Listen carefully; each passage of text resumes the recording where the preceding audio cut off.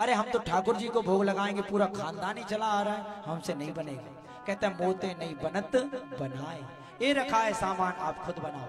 भरत जी ने कहा क्या कह रहे हैं? बोले भगवान ने कहा अरे भक्त का आदेश है। भरत जी भंडारे बनाने लगे, चुन चुन के लकड़ी लखन लाल आने लगे, अंजनी लगाते पूंछ से चौका, और माता जी और शत्रुघ्न सब्जी अमनिया कराने लगे। लक्ष्मण जी जंगल चले जाते हैं, किस लिए? लकड़ी लेने के लिए। भरत जी को भंडारी बना देते हैं, हनुमान जी पूंछ से चौका लगा रहे हैं, शत्रुघ्न लाल जी सब्जी अमनिया यानी काट रहे हैं सब्जी को, और माता जी आटा गूंथ रही हैं। जब सिद्ध संतों ने देखा कि वाह आज मैया के हाथ का प्रसाद मिलेगा, तो कहा बलिहारी बलिहारी थोड़ा प्रसाद हमें मिले।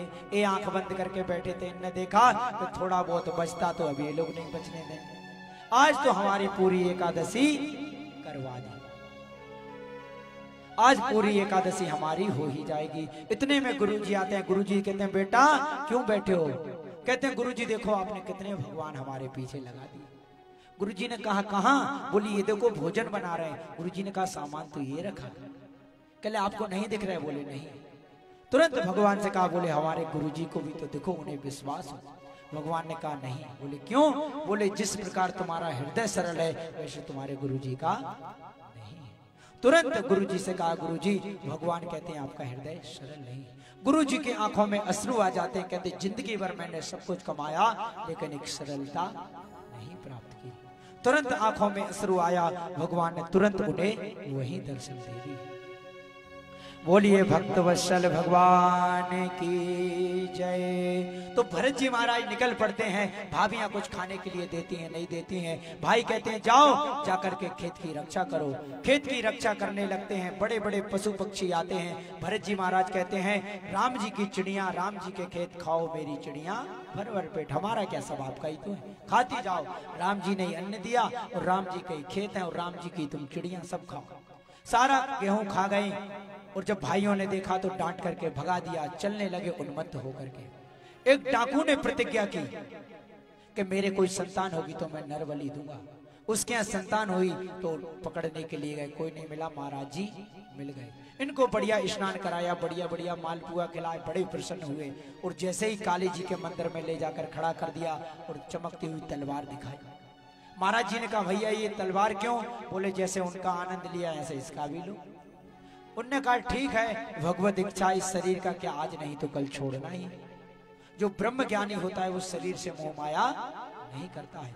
तुरंत सर झुकाया और काली ने देखा कि ब्रह्म ज्ञानी मेरे चरणों में सिर झुका रहा है, मूर्ख उसकी हत्या कर रहे हैं। तुरंत भद्रकाली प्रकट हो गई। बोलिए काली मैया की। तुरंत तलवार छुड़ाकर सभी दैत्यों को डाकुओं को मार डाला। तुरंत देखा भरत जी ने का सारा दृष्टांत ही बदल गया। निकल पड़ते हैं, आगे आगे चले जाते हैं कि देखते हैं एक सिंधु सोबीर देश का एक राजा एक पालकी में बैठा हुआ चला आता है। उसमें 4 कहाल लगे होते हैं पालकी में। एक कपिल मुनि के आश्रम में सत्संग सुनने जाता था, सत्संग सुनने के लिए जाता था। इसने देखा सत्संग सुनने के लिए जाता था, इसने देखा कि एक इसका कहार थोड़ा कमजोर हो गया है। किसने? राजा ने कहा कि मर मर के चल रहे हो। अरे तो क्या हुआ? बोले महाराज एक कहार की तबीयत खराब है इसलिए ऐसे चल रहा है। कहा ठीक है, रास्ते में जो मिल जाए उसको पकड़ करके लगा लो। अहो कष्टान या मुक्तम परिकर्वेण यत् पुनः। चल जाते हैं। सिंधु सोबीर देश का राजा कौन? रहुगढ़ उस पालकी में बैठा है। रहुगढ़ जा रहा है, कोई नहीं मिला। सामने से महात्मा जी आते मिल गए। तुरंत कहा कि इधर आओ, सिंधु सोबीर देश के राजा रहुगढ़ बैठे, पालकी में लग जाओ। महात्मा जी लग गए। अब महात्मा जी की नजर नीचे की तरफ, जहां चींटी दिखती है उछल पड़ते हैं। अब जब कोई पालकी में बैठा हो, लगा जो कहार रखा हो अगर उछलेगा तो पालकी की क्या हालत होगी। राजा का सिर होता है चट, लग जाती है। राजा कहलाता है मूर्खों, एक तो मर मर के चल रहे हो, मेरे सिर को भी फोड़ रहे हो। कहा महाराज हम तो ठीक चल रहे हैं, अभी अभी हमने इन व्यक्तियों को लगाया है, ये ऐसे ही चल रहे हैं। राजा ने ध्यान से कुछ नहीं कहा। दूसरी बार फिर चींटी दिखी कि फिर भरत जी ने छलांग लगा दी। फिर राजा की खोपड़ी चटक गई। राजा क्रोध में भर करके देखने लगे, कहने लगे बड़ा हृष्ट-पुष्ट है, दिव्य शरीर को देखा। अरे कहने राजा ने कहा कि तुम लोग तो अभी अभी लगे, ये बेचारा तो कब से हमारी पालकी को ढो रहा है, अरे कितना दुबला पतला है। राजा ने कहा अरे मूर्ख, तुझे पता नहीं मैं राजा हूं और तू इस प्रकार कर रहा है, मैं तुझे ऐसा प्राणदंड दूंगा कि यमराज भी कभी प्राणदंड को नहीं सह सकता। भरत जी ने कहा सोचा कि अगर हम अब कुछ नहीं बोले तो ये निश्चित ही नरक में गिरेगा। लोग ये कहेंगे कि नित्य सत्संग सुनने वाला भी नरक में गिरा। बोले ये मेरा अपमान कर रहा है। तो भरत जी ने उनसे कहा कि राजन, मुझे किससे मारोगे? ना तो मैं जलता हूं, ना मरता हूं, ना तपता हूं, ना गर्म होता हूं, मुझे किस चीज से मारोगे? राजा ने तुरंत देख करके सोचा कि ये तो कोई ब्रह्म ज्ञानी लग रहा है। अरे ये कहता है कि मुझे तुम किसी चीज से नहीं मार सकते। तुरंत ध्यान से देखा, यज्ञो पवित्र देखा कि तुरंत राजा ने पालकी से छलांग लगा दी, चरणों में नमस्कार किया। महाराज आप ब्रह्म ज्ञानी हो, ब्राह्मण हो, मुझे संसार में किसी से डर नहीं लगता, लेकिन ब्राह्मण से डर लगता है। बोले क्यों? बोले अगर कोई विष का पान कर ले तो वो अकेला मरेगा, लेकिन अगर किसी ने ब्राह्मण का अपमान कर दिया, ब्राह्मण क्रोधित हो गया तो उसकी 7 पीढ़ी नष्ट हो जाएंगी, उन्हें कोई रोकने वाला नहीं। भरत जी हंसे, बोले ब्राह्मण तो हम भी हैं लेकिन खतरनाक वाले नहीं, हम तो सादा सादे। बोले महाराज एक बात बताइए, आप कहते हैं कि मुझे ना अग्नि जलाती है, ना तपाती है, ना मुझे कोई भय है, ना डर है, ये कैसे हो सकता है? अरे हम एक बटलोई रखते हैं, नीचे आग जलाते हैं, उसमें पानी गर्म होता है, चावल डालते हैं, उबलते हैं, तब जाकर के वो भात बनके तैयार होता है। भरत जी कहते हैं महाराजन तुम पढ़े लिखे तो बहुत हो, सत्संग भी सुनते हो, लेकिन तुम महामूर्ख हो। बोले कैसे? बोले आत्मा कभी किसी को दिखाई देती है। अरे तुमने जो दृष्टांत सुनाया है वो दिखने वाला है, अग्नि दिखती है, जल दिखता है, बटलोई दिखती है, बर्तन और चावल उसमें दिखते हैं, लेकिन आत्मा किसी को दिखाई देती है। आत्मा को ना कभी दुख होता है ना सुख होता है। सुख दुख का कारण कौन होता है? बोले मन। आज हम यहाँ बैठे हैं और मन में सोच ली कि हमारे बराबर सुखी कोई नहीं, हम राजा हैं, तो आप तुरंत राजा बन जाएंगे। दूसरे मन में सोच लीजिए कि हमारे बराबर कोई परेशान भी नहीं, तो आप परेशान हैं। तो कहा सबसे बड़ा दुख का कारण कौन है? बोले मन। इस मन को छोड़ दीजिए तभी आपका वर्णन होगा। बड़ा सुंदर उपदेश दिया और भावाटवी का अद्भुत उन्होंने वर्णन सुनाया। सुखदेव बाबा ने कहा परीक्षित ने कहा बाबा थोड़ा भूगोल खगोल का भी तो वर्णन हमें सुना दो। भूगोल खगोल का वर्णन वहां पर सुनाते हैं। कहते हैं सबसे पहले परीक्षित ने पूछा कि भूगोल खगोल का वर्णन, तो कहते हैं भूमंडल पर जम्बूद्वीप 7 द्वीप है, एक सागर समावृत है। जम्बूद्वीप कमल कर्णिका के भांति नौखंड है। कौन कौन से? इलावृत, किम्बीपुर, रम्म, हरिनंद, केतुमाल, हरिवर्ष, उत्तर, भद्रस और अजनाब। अजनाब खंड का ही नाम भारतवर्ष है, भारत भूमि। किसी ने कहा कि भगवान सर्व जगह अवतार क्यों नहीं लेते, भारत भूमि पर ही क्यों लेते हैं? बोले सारा शरीर भगवान का बांगमय विग्रह स्वरूप है। पृथ्वी भगवान की कमर है और भारतवर्ष भगवान का हृदय है। एक हाथ काट दो शरीर जिंदा रह सकता है, पैर काट दो शरीर जिंदा रह सकता है, लेकिन हृदय की धड़कन बंद हो गई, सारा शरीर सही है तो शरीर कोई काम का नहीं। उसी प्रकार धर्म की स्थापना भारत में होगी तो सर्वत्र होती रहेगी। कहा भारतवर्ष की बड़ी ही सुंदर यहाँ पर बुद्ध महिमा गाई। कहा हिंदू धर्म सबसे दिव्य और भव्य है, बड़ा ही शुद्ध। सबसे हमारा प्राचीन धर्म कौन सा है? सनातन धर्म। सबसे हजारों वर्षों से ही हम सनातन धर्म के साथ चले आ रहे हैं। हम हिंदू हैं, हमें हिंदुता पर गर्व होना चाहिए। हमारे ऐसे दिव्य सुंदर सुंदर से हम पूजन करते हैं। कैसे? एक भजन के माध्यम से सुनते हैं, आगे फिर चर्चा करते हैं। हम तो हिंदू हैं, हिंदू कहाएंगे, राम चरणों में बलि बलि जाएंगे। हम हिंदू हैं, हिंदू कहाएंगे, राम चरणों में बलि बलि जाएंगे। हम तो हिंदू हैं, हिंदू कहाएंगे, राम चरणों में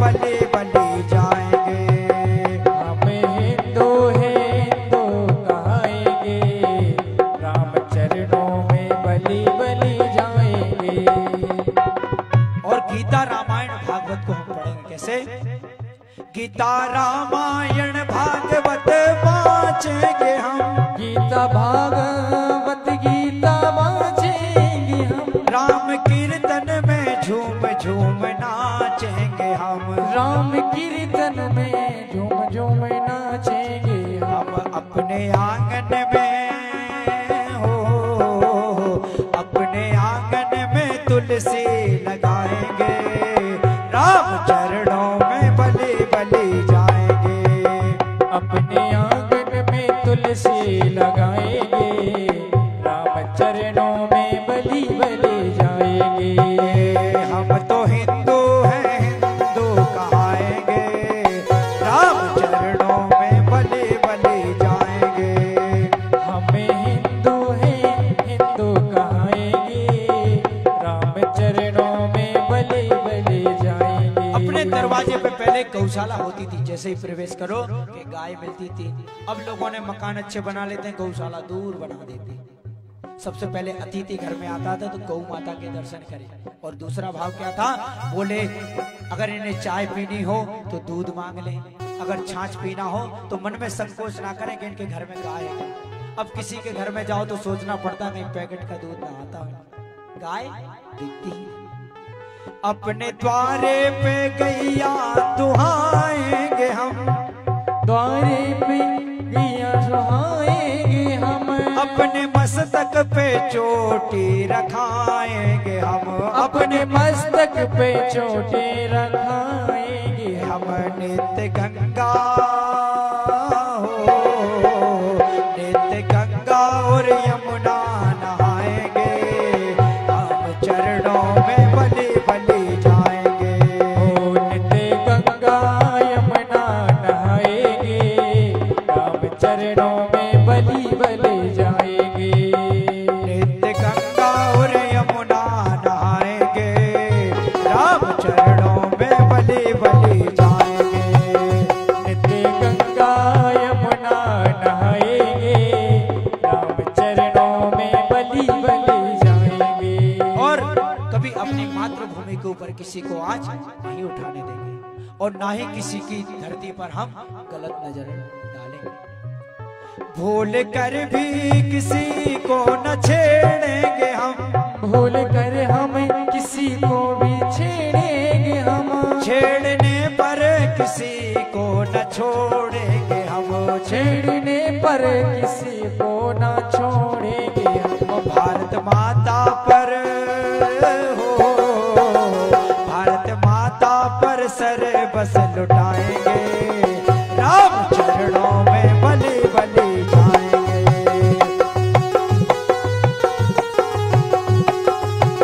राम चरणों में बलि बलि जाएंगे, हम तो हिंदू हैं हिंदू कहाएंगे, राम चरणों में बलि बलि जाएंगे, हम हिंदू हैं हिंदू कहाएंगे, राम चरणों में बलि बलि जाएंगे। बोले रामचंद्र भगवान की जय हो। पूछा सरकार तुझ भूगोल खगोल का वर्णन, तो कहते हैं अतल वितल सुतल तलातल रसातल महातल पाताल, 7 लोग नीचे हैं, और भूर भुव स्वाहा महाजना तपसत्या, ये 7 लोग ऊपर है। ये भगवान के बीच में जो कमर, ये पृथ्वी, पृथ्वी के ऊपर 7 लोग और नीचे 7 लोग, पृथ्वी के 99,000 योजन नीचे यमराज की यमपुरी है। बोले उसमें 28 प्रकार के नरक हैं। कैसे? तामिस, अंध्रतादित, रौरव, महारौरव, कुंभीपाल, काल, सूत्र, अवनाभ, शूकर मुख, अंध्रगुप्त, कृमि, भोज, संदर्भ, तृप्ति और अजनाभ, ऐसे अनेक अनेक नरकों का वर्णन किया, अनेक नरकों का वर्णन किया। महाराज परीक्षित कांप गए। बोले तामिस नरक में जो पर स्त्री का हरण करता है, पर बच्चों का हरण करता है, पर संपदा का हरण करता है, उसे अंध्रतामिश नरक में पटक दिया जाता है, जहां की भूमि तांबे के समान तपती है। बोले जो किसी को, जो जीव जंतुओं को मारकर खाते हैं, मांस भक्षण करते हैं, उन्हें कुंभी पाक के नरक में डाला जाता है। बड़ी बड़ी कढ़ाइयों में तेल खोलता है, जैसे यहाँ उस जीवात्मा को तलकर खाते हैं, वहां उन्हें भी उसी तेल में बार बार डाल करके तला जाता है। जो घर आए हुए मेहमान को गलत दृष्टि से देखते हैं। बोले उन्हें वज्रतुंड नामक नरक में पटका जाता है, जहां गीध उनकी आंखों को लॉच करके खाते हैं। जब ऐसा कहा तो घबरा गए परीक्षित। बोले सरकार ये क्या है, कोई उपाय बताइए इनसे बचने के लिए। बोले एक उपाय है, बढ़िया। क्या? बोले ऐसा उपाय है कि एक बार साबुन लगा लो कि सारा दाग गायब। ऐसी सुंदर सी हम टिकिया बताते हैं, लगाने से दाग ढूंढते रह जाओगे, पता नहीं चलेगा। बोले कौन सा दाग है, क्या नाम है उसका? बोले भगवान का नाम जपिए। कैसे? के चित केवलया भक्ता वासुदेव परायणाम आवं धुमंति कस्येना नित्य करवे नभासुग्रहा। बोले एक बार भगवान का नाम अच्छे मन से जप लो तो सारे पापों का संशोधन हो जाता है। बोले ऐसा कभी हुआ है एक बार नाम लेने से? बोले हाँ। बोले कन्नौज क्षेत्र में एक अजनाम नाम का ब्राह्मण रहता था, वेदज्ञ था, पढ़ा लिखा था। एक दिन वन में संविधान लेने के लिए जाता है। एक वेश्या को एक शूद्र के साथ कार्यरत देखता है, उस पर मोहित होकर उस वेश्या से ही विवाह करके रहने लगता है। एक एक करके इसकी 8 संतानें होती हैं। एक दिन साधु महात्मा की मंडली आती है, इसके घर में प्रवेश करती है। ये चोरी डकैती करने लगता है। उन साधु महात्माओं को उसकी पत्नी कहती है, महाराज मैं एक नीच जाति से हूँ, मैं अपने घर में आने के लिए तो आपको नहीं कहूंगी, लेकिन सूखी सामग्री देती हूँ, आप बाहर भोजन कर लीजिए। भोजन करते हैं। रात्रि में ये आता है अजामिल, और सुबह जब महात्मा कहते हैं भैया हमने तेरे घर में भोजन किया, अब कुछ दक्षिणा दो। इसने कहा बाबा तुम किससे दक्षिणा मांग रहे हो, मैं एक नंबर का चोर हूँ। अरे ये तो अच्छी कृपा है कि मैंने तुम्हारे चमीटा और तूमा को नहीं छुड़ाया, नहीं तो ये सब कुछ मैं रख लेता। पत्नी ने कहा साधु महात्मा से ऐसा नहीं बोलना चाहिए, अपनी पत्नी से डरता था। महात्माओं ने कहा हम तो दक्षिणा नहीं चाहिए, लेकिन एक कार्य करना। बोले क्या? बोले इस समय तुम्हारी पत्नी गर्भवती है, इसके गर्भ में एक बालक है, जब ये पैदा हो तो इसका नाम नारायण रख देना। उसने वैसा ही किया, बालक का जन्म हुआ नारायण। अब तो भोजन करता है, बेटा नारायण आओ, जो कुछ करता है नारायण नारायण बुलाता है। एक दिन यम के दूत आते हैं, इसे पकड़ करके ले जाते हैं और ले जाने लगते हैं। नारायण नारायण चिल्लाने लगता है। नारायण के दूत आते हैं, काले काले दूतों को मार करके भगा देते हैं। वो जाते हैं यमराज के सामने, अपना कालदंड फेंक देते हैं, कहते हैं महाराज हमें आपकी नौकरी नहीं करनी। बोले क्यों नहीं करोगे? बोले महाराज 2 गोरे गोरे दूत आए, उन्होंने हमें मार करके भगा दिया। बोले क्या कहा? बोले उन्होंने नारायण कहा। तुरंत यमराज ने हाथ रख लिया। बोले इसका नाम मत लो, ये पवित्र नाम है, अगर तुम नाम लोगे तो मेरा सारा कारोबार बंद हो जाएगा, ये पापी सब वैकुंठ चले जाएंगे, हमारे पास तो फिर कुछ काम नहीं बचेगा। कहले महाराज ये नाम है, इस नाम की महिमा क्या है? बोले इस नाम की महिमा तो कोई नहीं बता सकता। राम भी अपने नाम की महिमा नहीं बता सकते कभी भी। बोले किसी समय भी जप सकते हैं। कैसे? भाव कुभाए अनक आलस हो, नाम जपत मंगल दिश दशु। कहा कहो लगी नाम बड़ाई, राम न सके नाम गुण गाई। अरे राम जी भी अपने नाम का वर्णन नहीं बता सकती, इतना महत्व है। बोले महाराज जब कोई नहीं बता सकता तो कपोल कल्पना भी तो हो सकती है। बोले मिथ्या झूठ। तुरंत कहा मिथ्या नहीं, हम 12 लोग हैं जो इसके विषय में थोड़ा बहुत जानते हैं। कौन? स्वयं भू नारदा शंभु कुमारा कपिलो मनु प्रहलादो जानको भीष्मा बधिकारे नियतमनः। बोले हम 12 लोग इसके बारे में जानते हैं। उन्होंने कहा कि महाराज हमें इस चक्कर में नहीं पड़ना, कौन जानता कौन नहीं, आप तो ये बताओ किसे लाना है। उन्होंने कहा नोट करो किसको लाना है किसको नहीं। किसको लाना है? बोले जीवाना भक्ति भगवान गुण नाम ध्येयम चेत स्मरंती तच्चरणारविंदम। जिसने कभी अपनी जीवा पर भगवान का नाम ना लिया हो, कर्णों से भगवान की कथा को ना सुना हो, ऐसे दुष्ट व्यक्ति को लाना और बाकी किसी से हाथ मत लगाना। उन्होंने वैसा ही किया, बड़ा ही सुंदर उपदेश दिया। एक एक बात अजामिल के बुद्धि में बैठ गई सारा प्रसंग, और तुरंत भगवान की भक्ति में विलीन हो गया। कहते इन्हीं की भक्ति में अजामिल ने मोक्ष प्राप्त किया। कहते एक दक्ष थे, इसने 10,000 पुत्रों को जन्म दिया, और 10,000 पुत्रों को जन्म दे करके इसने गुरुकुल में भेजा। नारद मुनि ने उन्हें देख लिया। नारद मुनि ने उनसे कहा बताओ दोनों तरफ बहने वाली नदी का नाम क्या है? विचित्र हंसा, वो हंस विचित्र भाषा बोलने वाले हंस का नाम क्या है? ऐसा बिल बताओ जहां से जाने के बाद कोई वापस नहीं लौटता। और पुनश्चन का पति कौन है? उन्होंने कहा महाराज हमें पता नहीं।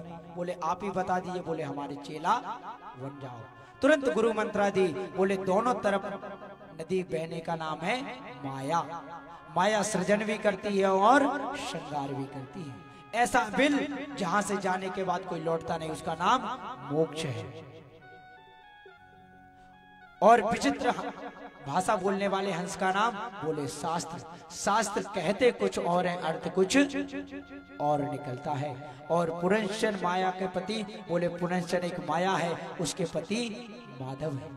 दक्ष ने पुनः 1000 बालकों को जन्म दिया। नारद ने फिर भी इन्हें कूट काल के विषयों में अपना लिया। एक बार नारद जी आ रहे थे, सामने से दक्ष ने देखा, हजारों गालियां इन्हें प्रारंभ कर दी। और हजारों गालियां सुनकर भी नारद जी ने कुछ नहीं कहा। नारद दक्ष ने इन्हें श्राप दिया कि तुम एक जगह तुम्हारा पैर नहीं टिकेगा। नारद जी ने सोचा कि साधु महात्मा को एक जगह टिकना भी नहीं चाहिए, रमते राम होकर के बहुत अच्छा रहेंगे। बदले में अगर नारद जी चाहते तो अनेकों इन्हें श्राप दे सकते थे। अब के बार दक्ष ने 60 कन्याओं को जन्म दिया और इन्हीं कन्याओं से इनकी संरचना हुई और संसार का आगे वो हुआ। कहते हैं परीक्षित ने एक बार कहा कि विश्वदेव को गुरु बनाया देवताओं ने। बोले महाराज इनके गुरु तो बृहस्पति जी थे, क्यों बनाए? बोले एक बार इंद्र जी सभा में बैठे थे कि उसी समय गुरु जी आ गए। इन्होंने सोचा गुरु जी के स्वागत में नाच गाना किरकिरा हो जाएगा। गुरु जी को अनदेखा कर दिया, गुरु जी छोड़ करके चले गए। इन्होंने कहा गुरु जी नहीं है, तो ब्रह्मा जी ने कहा कि विश्व स्वरूप को अपना गुरु बनाओ। विश्व स्वरूप से कहा कि तुम हमारे गुरु बन जाओ। उन्होंने कहा भैया कर्म कांड करना और कुल पुरोहित करना कर्म बहुत खराब है, निंदा का काम है, हम ये नहीं करेंगे। बोले नहीं, जैसे तैसे करके उन्हें तैयार किया। ये दैत्यों के मामा जी लगते थे। ये धीरे धीरे एक एक आहुति अपने दैत्यों की डाल देते थे, ये डाल देते। इंद्र समझ गए। इंद्र ने वज्र निकाल के इनका धड़ अलग कर दिया। 3 सिर थे और इंद्र को ब्रह्म हत्या लग गई। ब्रह्म हत्या को इंद्र ने 3 भागों में बांटा। पृथ्वी को दिया, स्त्री को दिया, जल को दिया, भूमि को दिया और वृक्षों को दिया। 4 भागों में ब्रह्म हत्या को बांट करके इंद्र दूर हट गए। और अगला जन्म कहते हैं इन्हीं जैसे ही इनके पिता थे, उन्होंने तुरंत इंद्र को मारने के लिए एक यज्ञ किया। मंत्र की त्रुटि होने के कारण, गलत होने के कारण इंद्र को मारने वाले के बदले में इंद्र से मरने वाला दैत्य उत्पन्न हुआ, जिसका नाम था वृत्रासुर। ये भगवान को मारने के लिए इसने जैसे ही इंद्र के सामने पहुंचता है, इंद्र के सामने जैसे ही वज्र को देखता है, इन्होंने कहा कि ये मरेगा कैसे? बोले दधीची मुनि की हड्डियों से वज्र का निर्माण होगा तब ये मरेगा। सभी देवता दधीची मुनि के पास जाते हैं, हड्डियां मांगते हैं और उनका वज्र का निर्माण होता है। और लाकर के जैसे ही वृत्रासुर के नाम ने रखते हैं, जैसे ही इंद्र को देखता है तो बोलने लगता है दुष्ट तू मेरे हाथ से नहीं बचेगा। और दूसरी तरफ वज्र को देखते हैं तो बिहारी जी देखने लगते हैं। प्रार्थना करता है, न पाक पृष्ठम न परमेष्टम न सर्वभोगो न राध्यम, ना मुझे सिद्धियां चाहिए, न जन्म मरे रूपन से मुझे बंधन से मुक्त होना है। तो भगवान ने कहा क्या चाहिए? बोले मैं तो आपके विरह में नित्य चिंतन करता रहूं और आपका प्रेम चाहता हूं। भगवान ने कहा कैसा विरह, कैसा प्रेम? बोले जिस प्रकार गैया चरने के लिए जाती उसका बछड़ा झटपटाता है, वैसा विरह चाहता हूँ। भगवान ने कहा ये भजन नहीं हो रहा। बोले क्यों? बोले ये भूख का भजन। गौ माता घर आती है, चकाचक दूध पिला देती है, भजन खत्म। बोले एक पक्षी की तरह भजन करना चाहता हूँ कि माँ उड़ करके चली जाती है, बच्चे सारे दिन डरते हैं कि माँ आ जाए। तो भगवान ने कहा ये भी भजन नहीं, ये डर का भजन हो रहा है। क्यों? बोले बिल्ली या ऐसा जानवर ना आ जाए कि हमें खा ले। तीसरा उपदेश दिया, प्रियम प्रियेता नहा। बोले जिस प्रकार एक पत्नी का पति परदेश गया हो, उसके चिंतन में वो समय व्यतीत कर देती है। बोले एक पत्नी, एक कन्या का विवाह हो गया, पढ़ी लिखी नहीं थी, साधारण थी। उसके पति ने कहा हम 10 दिन के लिए बाहर जा रहे हैं कथा करने के लिए। उसने कहा ठीक है चले जाओ। उसने कहा महाराज लेकिन 10 दिन होते कितने हैं? उसने 10 टिक लगा दिए। पहले माताएं दूध देती थी तो गोबर के टिक लगा देती थी घर में, 1 मिटा दो, 2 मिटा दो, ऐसे कितने दिन लेगा गिनती। अब तो लोग काफी पेन में लिख लेते। तो वैसे उसने 10 टिक लगा दिए। बोले एक एक लाइन को मिटाते जाना, पूरी लाइन मिट जाएंगे उस दिन हम आ जाएंगे। अब वो एक एक लाइन मिटाती जाती है, जैसे ही लाइन कम होती है उस प्रकार वो प्रसन्न होती जाती है। जिस दिन आखिरी लाइन मिटाती है, कुछ भी आवाज आती है, दरवाजे पर दौड़ करके चली जाती है। तो वृत्तासुर कहता है प्रभु मैं भी इसी प्रकार आपके प्रेम में झटपटाऊं, तड़पूं। भगवान को यह प्रसंग अच्छा लगा और इसी प्रकार वरदान दिया। इंद्र जैसे ही अवसर पाया तुरंत एक भुजा को काट दिया, दूसरी भुजा मारी के दूसरी तीसरी बार प्रहार करते के मुख द्वार से वृत्तासुर ने इंद्र को पेट में रख लिया। इंद्र मरे नहीं क्योंकि वज्र था। 1 वर्ष तक उस पेट को फाड़ करके वृत्तासुर के बाहर निकले। बोलिए भक्तवत्सल भगवान की जय। कहते हैं महाराज मैंने सुना है कि भगवान सब पर कृपा करते हैं। बोले हाँ, लेकिन जब भी देखा है दैत्यों को ही मारते रहते हैं और भक्तों पर कभी कल्याण, दैत्यों पर कभी कल्याण नहीं करते। कहते एक दैत्य पर किया है। कौन? बोले हिरण्याक्ष, उसका भाई था हिरण्यकश्यपु, उसका पुत्र था प्रहलाद, उनके ऊपर भगवान ने अनुग्रह किया है। एक बार हिरण्यकश्यपु अपने भाई का प्रतिशोध लेने के लिए तपस्या करते हैं और इनकी पत्नी होती है कयादु, जिसका इंद्र हरण करके ले जाता है। नारद जी रास्ते में रोक देते हैं कि ये गर्भवती है और इसको तुम हरण कर रहे, इसका पति भी नहीं है। डांट करके भगा देते हैं। नारद जी उसको अपने साथ ले आते हैं।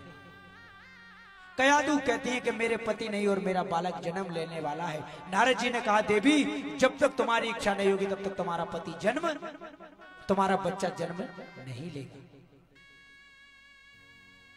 बोले ठीक है। अब नारद जी दिव्य उन्हें कथा सुनाते जाते हैं और प्रहलाद जी अपने माँ के गर्भ में ही सारी कथाएं सुन लेते हैं। देखिए जब महिलाएं गर्भवती होती हैं उस समय उनको भगवान की कीर्तन करना चाहिए, रामचरितमानस सुनना चाहिए, भागवत की कथाओं को सुनना चाहिए। बोले उसी समय से बालक में संस्कार जागृत देखते हैं। देखेंगी गदर तो बच्चा भी आकर ही गदर ही करेगा। अब जैसे नाटक सीरियल फिल्में देखोगी तो बच्चे भी आपके वैसे होंगे। फिर कहते हैं महाराज हमारा बच्चा बड़ा उद्दंड है, रुकता ही नहीं, सारे दिन गदर ही करते रहता, इसके हाथ पैर रुकते ही नहीं। अरे कुछ सत्संग सुना होता और रामायण पढ़ी होती तो बच्चे में वैसे ही संस्कार आते।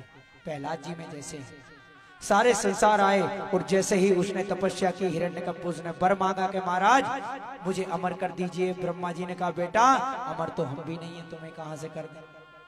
बोले मुझे वरदान दीजिए। बोले हाँ मांगो, क्या मांगते हो। हिरण्यकश्यप ने मांगा कि मुझे वरदान दीजिए। बोले वर मांगो। बोले महाराज ना मैं ऊपर मरूं ना नीचे। भगवान ने कहा ठीक है। बोले ना अस्त्र से ना शस्त्र से। बोले ठीक। बोले नर से ना नारायण से। बोले ठीक है। बोले 12 महीने में किसी महीने में ना मरूं, ना अस्त्र से ना शस्त्र से, किसी से सृष्टि में बनाई किसी भी प्राणी से मैं ना मरूं। भगवान ने कहा बस कर भैया, कितने वरदान मांगेगा, तूने तो अति कर दी। भगवान ने कहा ठीक है तथास्तु, लेकिन तेरे बराबर भी कोई तपस्या नहीं कर सकता। ये आता है आकर के अपनी पत्नी को लाता है, इसका सुंदर पुत्र का जन्म होता है प्रहलाद। धीरे से ही बालापन से इससे बालक का रोग, भजन का रोग लगा होता है। भजन करता रहता है, भजन कीर्तन में आनंद के साथ रहता है और इसे गुरुकुल में भेज देते हैं। शुक्राचार्य के 2 पुत्र संडा और मार्क। वहां गुरुकुल में दैत्य नीति की शिक्षा सिखाई जाती है, छल कपट की, छीन झपटी की। वहां सिखाया जाता है क्या। बोले गुरुजी और अध्यापक में बहुत अंतर होता है। बोले क्या अंतर होता है। गुरुजी वो जो शास्त्रों में नीति हो वो सिखाए, अध्यापक वो शासन कहे। शासन कह रही है कि गा माने गणेश मत पढ़ाओ। बोले क्यों। बोले सांप्रदायिकता फैलेगी। क्या पढ़ाए। बोले गा माने गधा पढ़ाओ।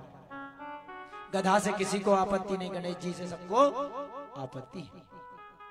तो यहाँ छल कपट की विद्या सिखाते हैं, लेकिन प्रहलाद जी पर छल कपट की विद्या काम नहीं करती। हिरण्यकश्यप आता है, कहले बताओ पुत्र क्या पाठ सीखा। हिरण्यकश्यप कहता है मैंने 9 अध्याय बहुत सुंदर सा पाठ सीखा। बोले क्या। साधु मन्ये सुरवयम देहिनाति आत्मनः। बोले पिताजी वन में जाकर के भगवान का भजन करो। हिरण्यकश्यप क्रोध में भर आता है, कहता भैया ये क्या सिखाया तुमने। तुरंत गुरुजी को बुलाया, गुरुजी से कहा ये क्या ऊट पटांगे से शिक्षा दी है। गुरुजी ने कहा भैया हमने तो इसे नहीं पढ़ाया, पता नहीं कहां से पढ़कर आया। कहा अगली बार इसने कुछ सिखाया तो तुम्हारी मृत्यु सुनिश्चित हो जाएगी। अब की बार पुनः कुछ दिनों के बाद हिरण्यकश्यप आया। हिरण्यकश्यप ने कहा, बस्सम प्रहलाद भद्रम दे सत्यम कथ्वेन यामृषा। हे भद्र प्रहलाद, तुमने क्या सीखा, तुम्हारी विद्या क्या बताई, तुम्हारी बुद्धि किसने खराब की, मुझे बताओ। बोले पिताजी मैंने 9 बातें सीखी। कौन कौन सी? श्रवणम कीर्तनम विष्णु स्मरणम पाद सेवनम अर्चनम वंदनम दास्या साकमात्म निवेदनम। बोले भगवान का श्रवण करो, कीर्तन करो, स्मरण करो, भगवानों के चरणों की सेवा करो, अर्चन करो, पुष्प से वंदन करो, दास्यम साक निवेदितम। ये 9 प्रकार की मैंने शिक्षा ग्रहण की। अब तो हिरण्यकश्यप क्रोध में भर गया, कहले दुष्ट तेरा प्राणांत करूंगा। जल में डुबाया, पहाड़ से गिराया, अग्नि में जलाया, लेकिन कुछ भी नहीं। इसकी बहन आई होलिका, इसने कहा भैया मुझे दे दो, मैं इसे गोदी में लेकर के बैठी हूँ। मुझे ब्रह्मा जी ने एक वस्त्र दिया है जो शीतलता का वस्त्र है। ये होलिका बैठ जाती है, ऐसी वायु चलती है कि वो वस्त्र उड़ जाता है प्रहलाद जी के ऊपर और होलिका जल करके भस्म हो जाती है। तो आपने होली पर देखा होगा कि लोग धूल उड़ाते हैं, वो प्रहलाद जी के भक्त होते हैं, अपने मित्र जलाने इस खुशी में धूल उड़ाते। कुछ हिरण्यकश्यप के भी समर्थन होते हैं जो नाली में उठा उठा करके पटकते हैं। बोले वो दैत्यों के संग के होते हैं, इसलिए वो नाली में उठा उठा करके पटकते हैं। पुनः एक बार कयाधु ने दिव्य श्रृंगार किया, भगवान का कीर्तन। पूरा एक बार संडामार का आश्रम में ले गए।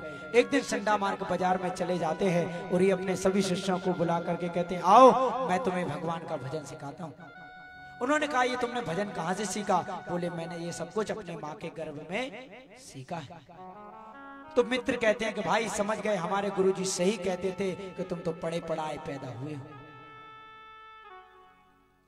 कहा पढ़े पढ़ाए? बोले एक बात बताओ भैया, इतनी सुंदर सी शिक्षा, हमारा भी बहुत मन होता है, लेकिन तुम्हारे पिताजी की क्रोध की आंखें देखते हैं तो हमें डर लगता है। जिंदगी जब तक रहेगी फुर्सत ना होगी काम से, कुछ समय ऐसा निकालो प्रेम कर लो राम से। प्रहलाद जी ने कहा कि जिंदगी भर यूं ही चक्कर में पड़ेगा हुए, सब कुछ छोड़ो और भजन कर लो। आओ मेरे साथ कीर्तन करो और भजन करो। कीर्तन करोगे तभी भगवान की प्राप्ति होगी। उन्होंने कहा भैया हमारा बहुत मन है कि तुम्हारे साथ हम कीर्तन करें, लेकिन जब तुम्हारे पिताजी का वो दृश्य देखते हैं ना तो हमें बहुत डर लगने लगता है।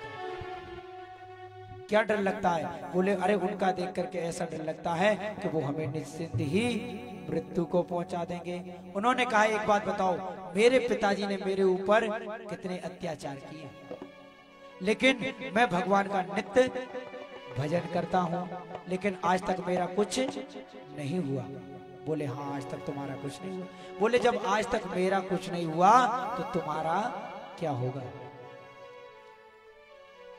ठीक है, तो सभी लोग कीर्तन करने लगे।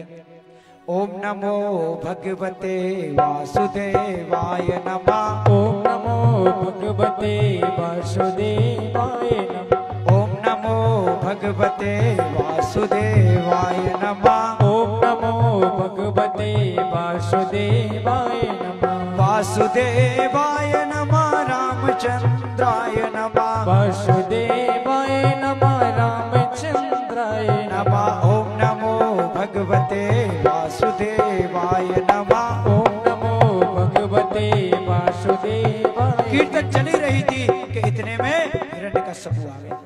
और हिरण्यकश्यप ने देखा कि ये क्या, पहले तो एक रोगी था, अब तो कोरोना के सब मरीज बन गए। इसका इलाज करना पड़ेगा, नहीं तो ये रोग धीरे धीरे सब में फैल जाएगा। तुरंत उसने रोका, कीर्तन सन्नाटे में तब्दील हो गई, बंद हो गई। उसने पकड़ा कि मूर्ख, हमारे दैत्यों के चंदन जैसे वृक्ष में तू बबूल का कांटा उत्पन्न हो गया, आज मैं तुझे प्राणांत दे दूंगा। अरे तू किसके बल पर मुझे ललकार रहा है, कौन है? प्रहलाद जी कहते हैं पिताजी जो सबके बल, सबको बल देते हैं, पराक्रम देते हैं, मैं तो उनके बल पर गरज रहा हूं। राम जी के सामने परशुराम जी आए, उन्होंने कहा किसके बल पर गरज रहे हो? बोले इस धनुष पर प्रत्यंचा चढ़ाऊं, मान लूंगा कि आप भगवान हैं। जैसे ही धनुष हाथ आगे किया तो धनुष अपने हाथ परशुराम जी के हाथ से राम जी के हाथ में चला गया। देत चाप आप चल गए हो, परशुराम मन विस्मय भयो। परशुराम सोचने लगे कि मेरा हाथ चेतन था लेकिन जड़ हो गया, और धनुष जड़ था वो चेतन हो गया। निश्चित रूप से ये राम जी हैं। जो चेतन को जड़ करें कर ही जड़ ही चेतन। बोले इसीलिए मैं उनके बल पर गरज रहा हूँ। बोले बता तेरा भगवान कहाँ है?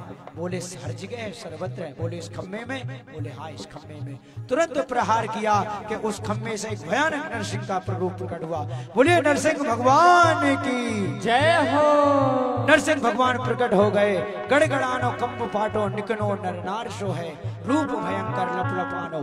हिरण्यकशिपु घबरा गया, तुरंत अस्त्र शस्त्र नीचे गिर गए। फिर सोचने लगा मुझे वरदान प्राप्त है। तुरंत भयानक युद्ध हुआ। भगवान ने गोदी में लिया, बीच देहरी में बैठ गए। हिरण्यकशिपु कहने लगा महाराज मरने वाला नहीं हूं। भगवान ने कहा क्यों नहीं मरोगे? बोले मुझे वरदान प्राप्त है। भगवान ने कहा निकालो अपनी डायरी, कहां लिखे? डायरी निकालो। बोले सरकार मैंने वरदान मांगा, ना भीतर मरू ना बाहर। भगवान बोले देखो बीच दिल्ली पे लेके बैठे, ना अंदर हो ना बाहर। बोले ना अस्त्र से मरूंगा ना शस्त्र से। भगवान ने कहा नाखून दिख रहे हैं, ना अस्त्र है ना शस्त्र, लेकिन तुम्हारे लिए पर्याप्त। कहा ना मैं नर से मरूंगा ना किसी मानव से। बोले देखो आधा नर हूं और आधा सिंह, नर सिंह। बोले ब्रह्मा में किसी की सृष्टि से नहीं मरूंगा। कहले सुनो ब्रह्मा को हमने बनाया, ब्रह्मा हमें नहीं बनाते। बोले महाराज एक वरदान और है। बोले क्या? बोले 12 महीने में से किसी महीने में नहीं मरूंगा। भगवान ने कहा तुम्हारे लिए स्पेशल अधिक मास का महीना बनाया। तुरंत भगवान ने उसके पेट को विदीर्ण करके आंतों को अपने गले में धारण कर लिया। सभी लोग घबरा गए कि ये क्या है। सभी लोग घबरा गए, क्रोध के मारे कांपने लगे। कोई उनके क्रोध को शांत नहीं कर रहा था। सभी ने अवसर पाया, प्रहलाद जी को लेकर चरणों में जाकर प्रहलाद जी ने नमस्कार किया। बोलिए भक्तवत्सल भगवान की जय, वृंदावन बिहारी लाल की जय। तो अपनी वाणी को यही विराम, आज की कथा यही। मंगलमय आरती में सभी लोग यथास्थान खड़े हों, आरती करें। और कल भगवान कृष्ण की बड़ी ही सुंदर अद्भुत कथा है। ये सारी कथा फेसबुक पे चल रही है, आप हमारे नाम से सर्च कर सकते हैं, सुरेंद्र जी महाराज वृंदावन। उस फेसबुक पे आप शेयर भी कर देंगे तो आपके सभी रिश्तेदारों की कथा वो देख सकते हैं और श्रवण कर सकते हैं। कल भगवान कृष्ण कन्हैया का हमारे बीच में प्रादुर्भाव होगा। सभी लोग पीले पीले वस्त्र पहन करके, और जिसके घर में माखन होता हो, मिश्री होता हो और टॉफी, ये सब लेकर के आएंगे और बधाई में यहाँ सभी को आपको बांटी जाएंगी। कल हम यहाँ पर वृंदावन बना देंगे और ब्रज भाषा में भी आपको कल से कथा सुनाना प्रारंभ कर देंगे। बोलिए वृंदावन बिहारी लाल की जय हो। ओम ह्रीं रत्नेश्वर्यै नमः। आरार्तिक्यं गंधाक्षत पुष्पाणिं संपूज्याः। ओम चंद्रमा मनसो जात सख्यो हो, सूर्यो अजायता श्रोत्राद्वायुष्यपरा दशामुखादग्निराजायता। आरार्ति पार्थिव राजा पितुर्प्रायमा दिविः वितष्टदात्वा से वर्तते तामः।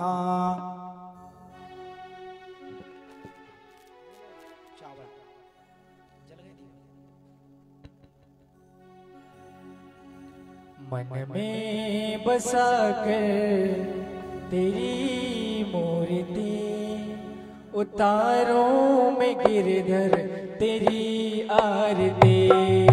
मन में बसा कर तेरी मूर्ति, उतारों में गिरधर तेरी आरती।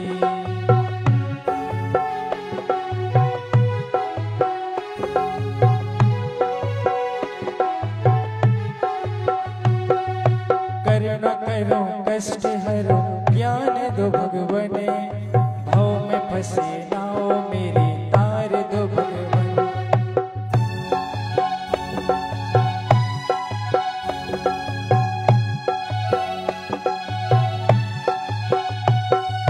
करुणा करो कष्ट हरो ज्ञान दो भगवने, भाव में फंसे नाओ मेरी तार दो भगवन। दर्द की दवा तुम्हारे पास है, दर्द की दवा तुम्हारे पास है। जिंदगी दया की है भीख मांगते, मन में बसा कर तेरी मूर्ति, उतारों में गिरधर तेरी आरती।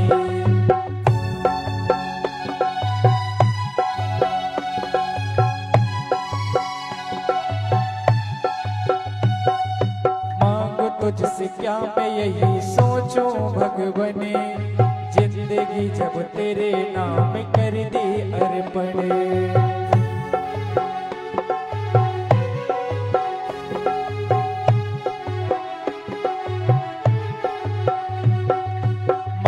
तुझसे क्या मैं यही सोचूं भगवने, जिंदगी जब तेरे नाम कर दे अर्पण। सब कुछ ही तेरा कुछ नहीं मेरा, सब कुछ ही तेरा कुछ नहीं मेरा। चिंता है तुझको प्रभु संसार की, मन में बसा कर तेरी मूर्ति, उतारूं मैं गिरधर तेरी आरती।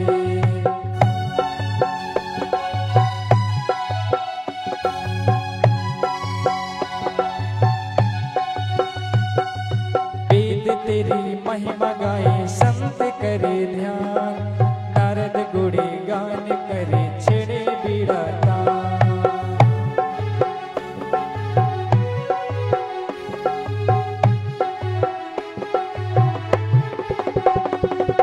वेद तेरी महिमा गाए संत करे ध्यान, नारद गुणी गान करे छेड़े बीड़ा तान।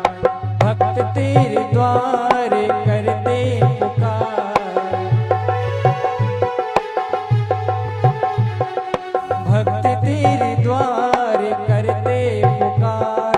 दास प्यास तेरी गाए आरती, मन में बसा कर तेरी मूर्ति, उतारूं मैं गिरधर तेरी आरती।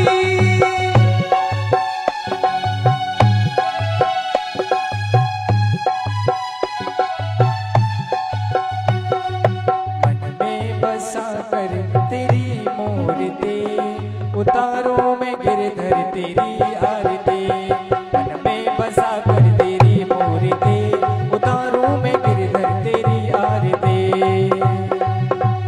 कर्पूर गौरम कर्णावतारम, संसार सारम मुझे दया। सदा वसंतम हृदयारविंदे, भवं भवानी श्वेतं नमः। मंदारी माला कुलकाली काली, कपाली माला च शेखिराय। दिगंबराय च दिगंबराय, नमः शिवाय ओम नमः शिवाय। तुमेव माता च पिता तुमेव, तुमेव बंधु च सखा तुमेव। तुमेव वेद्या धर्मं तुमेव, तुमेव सर्वं मम देव। हरे रामा राम राम हरे हरे, हरे कृष्णा कृष्ण कृष्ण हरे हरे।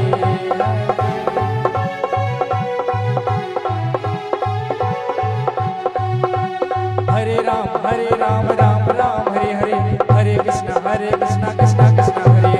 हरे राम राम राम हरे हरे, हरे कृष्ण कृष्ण कृष्ण हरे राम राम राम हरे हरे, हरे कृष्ण कृष्ण कृष्ण हरे हरे। हाथ में पुष्प लीजिए, पुष्प। अत मंत्र पुष्पांजलि। ओम जनेन जन्यमय जंत देवास्तानि धर्माणि प्रथमान्या सन्ना पूर्वे सात्याः सन्ति देवाः। एकदन्ताय विद्महे वक्रतुण्डाय धीमहि तन्नो दन्ती प्रचोदयात्। नंदनंदनाय विद्महे यशोदानंदनाय धीमहि तन्नो श्रीकृष्ण प्रचोदयात्। वृषभानुजाय विद्महे कृष्णप्रियाय च धीमहि तन्नो श्रीराधा प्रचोदयात्। तत्पुरुषाय विद्महे महादेवाय धीमहि तन्नो रुद्र प्रचोदयात्। सेवन्ति कामकुल चंपक पाटलाब्जे, पुण्या गजादिकर बील रसाल पुष्प। बिल्वा प्रभाव तुलसी दल मंजरी भी, तुम पूजयामि जगदीश्वर में प्रसिद्ध। नाना सुगंधि पुष्पाणि, यथा कालोद्भवानि च। पुष्पांजलिर्मया दत्त्वा ग्रहणं परमेश्वरा। ओम भूर्भुवस्सुः श्रीमद्भागवत महापुराण श्री राधा कृष्ण कमलेभ्यो नमः। मंत्र पुष्पांजलि समर्पयामि। बोलिए भागवत भगवान की जय हो। वृंदावन बिहारी लाल की, राधा रानी सरकार की जय हो। पितृ भगवान की जय हो। धर्म की जय हो। धर्म की जय हो। अधर्म का नाश हो। अधर्म का नाश हो। प्राणियों में सद्भावना हो। प्राणियों में सद्भावना हो। विश्व का कल्याण हो। विश्व का कल्याण हो। गौ माता की रक्षा हो। जय जय श्री राधे जय जय श्री राधे जय जय श्री राधे। सभी भक्तजन आरती और प्रसाद लेकर के अपने घर को प्रस्थान करें और कल सभी भक्त पुनः समय से आएं। कल थोड़ी कथा जल्दी प्रारंभ होगी क्योंकि कथाएं बहुत हैं और भगवान कृष्ण का जन्म उत्सव तो उत्सव मनेगा तो सभी लोग समय से आएं। जय राधे जय कृष्ण।